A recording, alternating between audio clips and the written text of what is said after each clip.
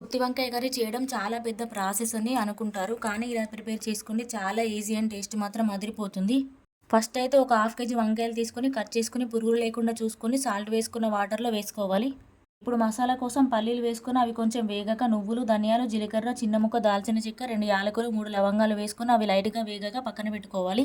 అదే ప్యాన్‌లో కొంచెం ఆయిల్ వేసుకొని ఆనియన్స్‌ని ఫ్రై చేసి తీసేసుకోవాలి. మళ్ళీ కొంచెం ఆయిల్ వేసి వంకాయలు వేసుకొని మూత పెట్టుకొని 70% వరకు ఉడికించుకొని తీసేసుకోవాలి. ఫస్ట్ మనం వేయించుకున్న మసాలా మొత్తం మిక్సీ పట్టుకొని నెక్స్ట్ అందులోకి ఫ్రై చేసుకున్న ఆనియన్స్, ఒక టమాటా, చింతపండు, పసుపు, అల్లం వెల్లుల్లి పేస్టు, ఉప్పు, కారం టేస్ట్‌కి తగినట్టు అన్నీ ఇప్పుడే వేసుకొని మెత్తగా మిక్సీ పట్టుకోవాలి.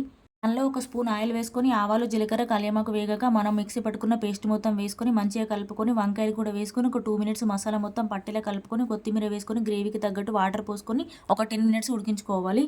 ఓకే అండ్ చపాతీలోకి చాలా బాగుంటుంది. నచ్చితే ప్లీజ్ ఒక లైక్ ఇచ్చి వెళ్ళండి. Thanks for watching. Keep supporting me.